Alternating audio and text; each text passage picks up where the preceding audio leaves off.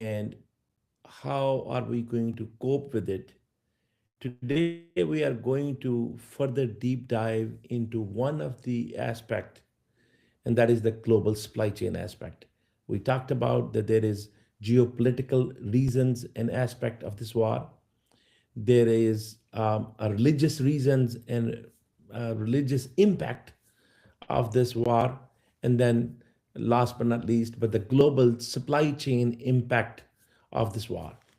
And really, why is this war, you know, going on in this manner, and how is this going to impact our global supply chain, and then of course the overall global economy? So I am not sure that how many of us really know that there are actually 6,000 there are actually 6,000 daily products we use. Yes, there are daily products, 6,000 daily products we use. They are made out of the petroleum or made out of, oil and gas. So even though we say oil and gas, but as we know that oil and gas do not come in this form we use, which is, I will call it purified form we use, is not that how it comes from the ground. Especially, it's really the crude oil, and then the crude oil get refined in the refineries, and these are huge plants, and they require very long time to fire up or to close. So when they are shut down, it is not easy to just fire them up next day. It has a very long process. And so basically, the war has very deep impact on our global supply chain.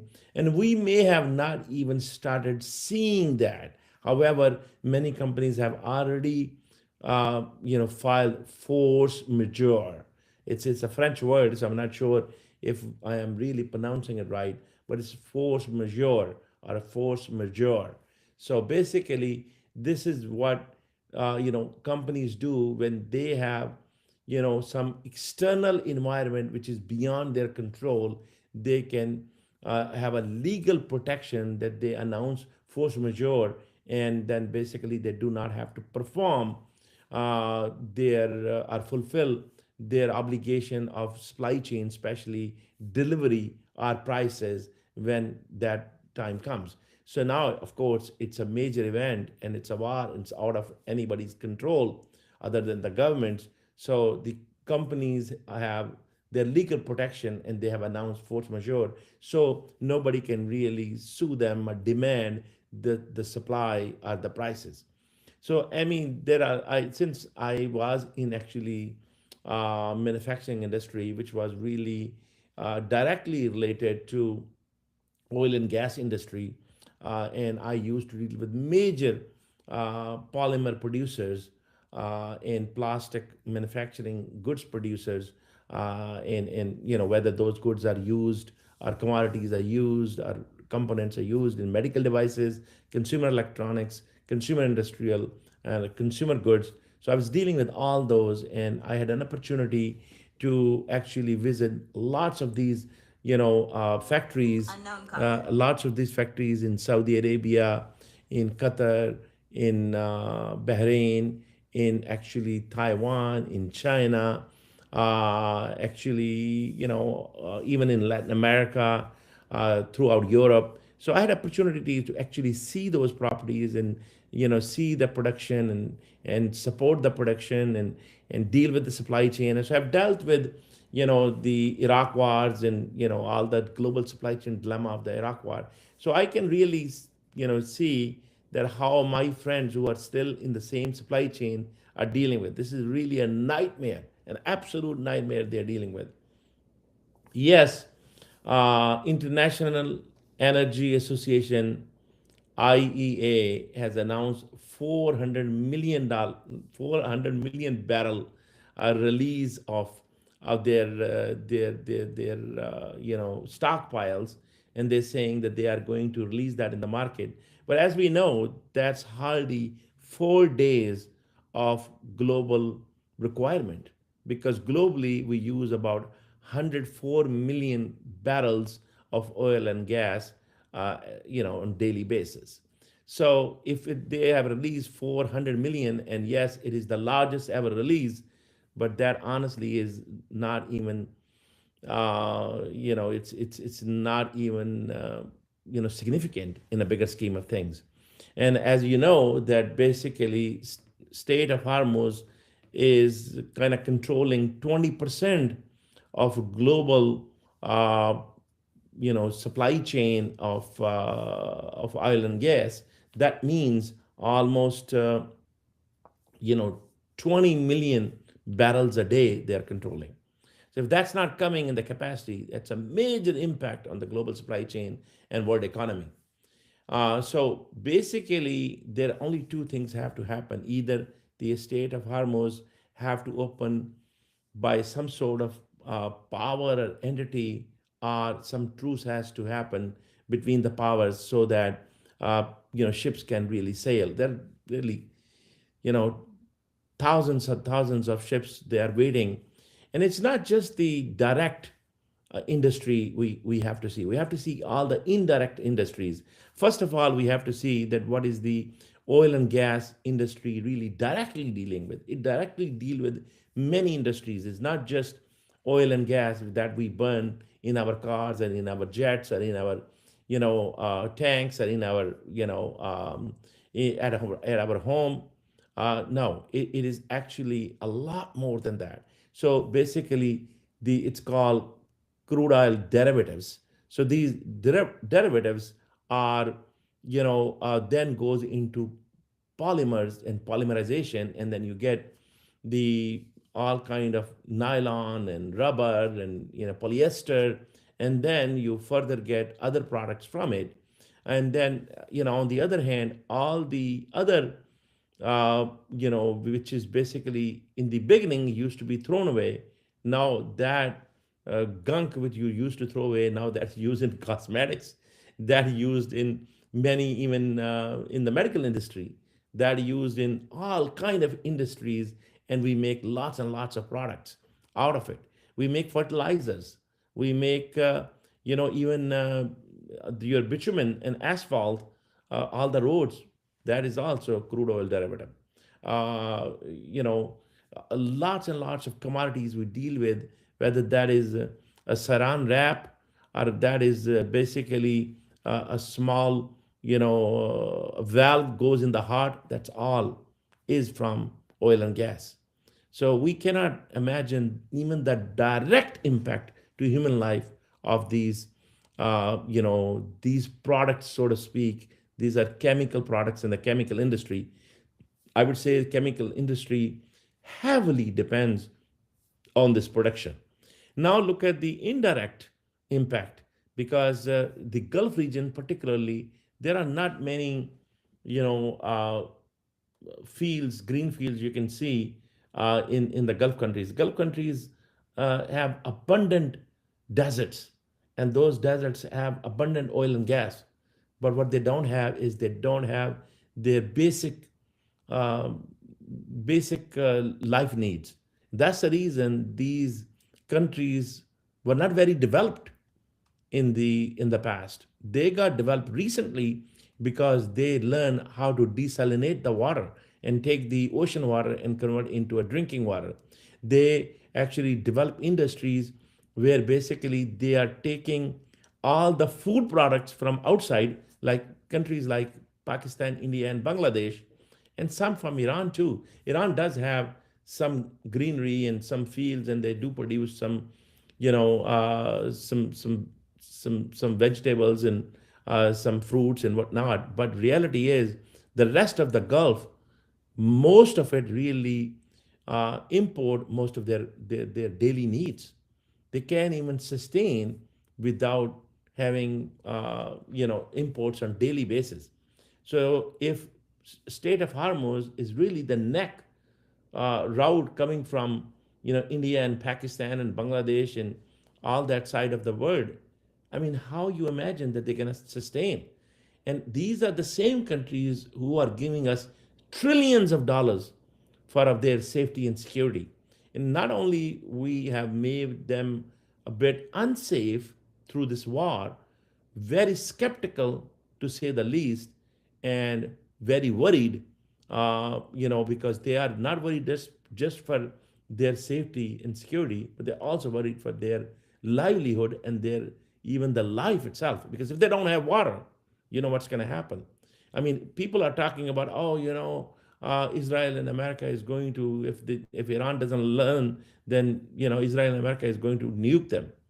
Please don't say that. It's a very, very big statement to say, because God forbid, if we do that and they retaliate and hit the desalination plants or anything else like that, the entire Gulf will go absolutely haywire against us. We may not seem to care right now, but it will not be easy. I mean, the whole Europe and Middle East will be absolutely on the roads, on the streets, and then of course China and Russia, because China and Russia are major, especially China is major importer of oil and gas, and then they're taking that oil and gas and converting it into different products. It's just going to be impossible to deal with the dilemma. So then we are going to have, major, major chaos in supply chain. So, we have to understand that this is really a war of supply chain and trade routes. And I explained last time that there are 8 different corridors China is building through their Road and Belt Initiative. And in that initiative, they also have ocean and ports. So they are really building the entire global network for last 20, 30 years. Why? Because they're producing half of the goods for the whole world, and those goods have to transport, and they would have been totally naive not to build those routes. Unfortunately, we didn't build those routes, but they did. And now the best thing, and I think the 21st century thing would be to build alliances and contracts and diplomacy. Instead, we're still using the old technique of bombing countries, and unfortunately, it's coming to haunt us. I mean, we can take these steps, but these steps take nations back, not just a year or 2 year. It take the nations back decades, sometimes centuries. And God forbid, I hope it doesn't happen, and I hope sanity prevail, and we will be able to manage this chaos. But I must tell you, as a global supply chain student, it is not going to be possible to totally avoid it. The supply chain has its own echelons, and fortunately, so far, we haven't seen that big of impact, even though the the barrel of oil has gone from 70s to 130 and back to 90s now.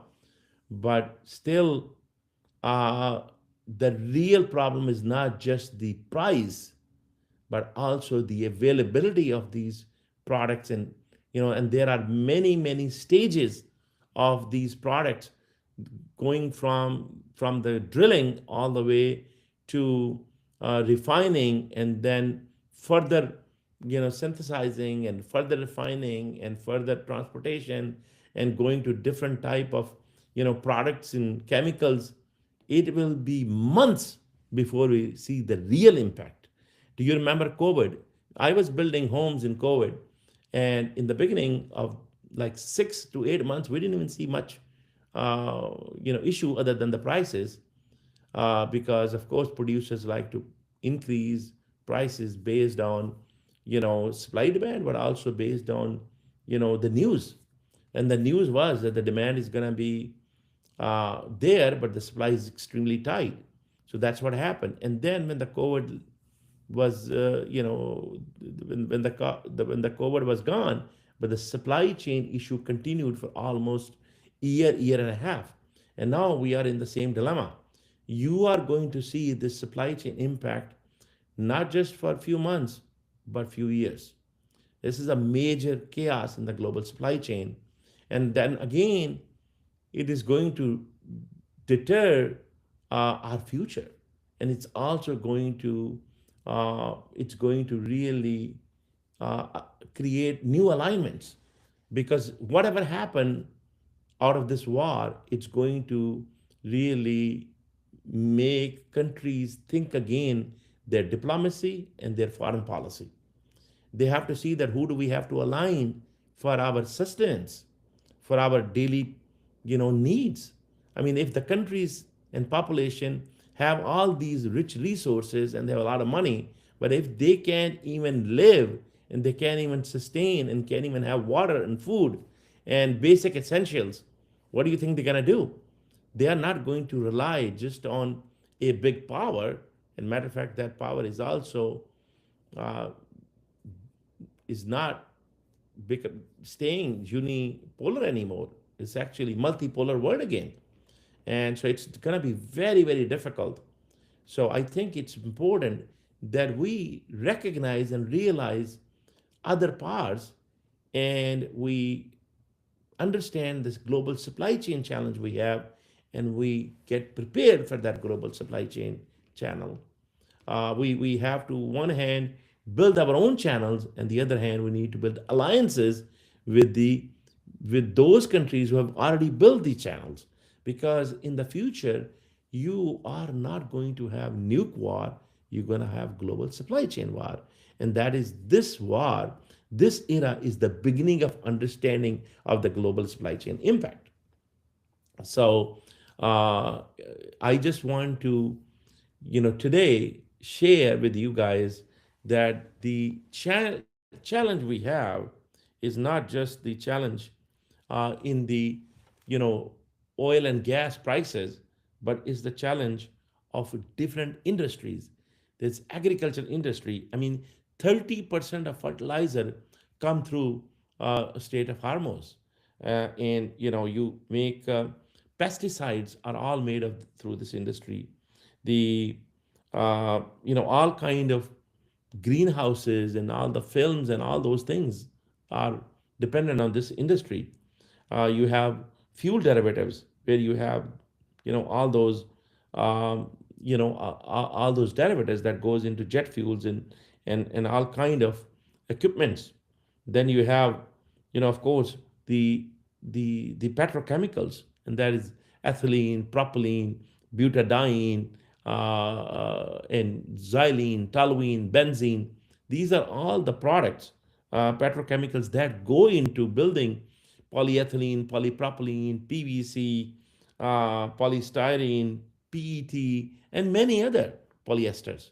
So we have to think about that how deep these supply chain challenges goes.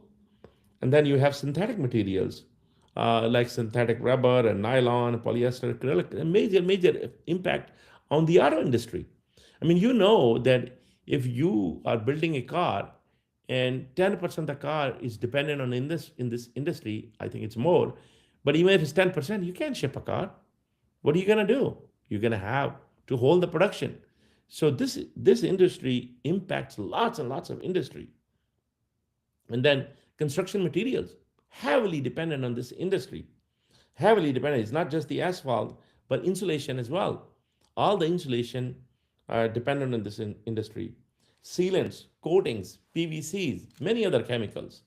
And then again, even your detergents, you're not going to believe it. But yes, of course, your detergents, your cosmetics, pharmaceuticals, paints and coatings, cleaning products, packaging products, all type of packaging products. I mean, these bottles we use, these all type of wraps we use, is all we live in.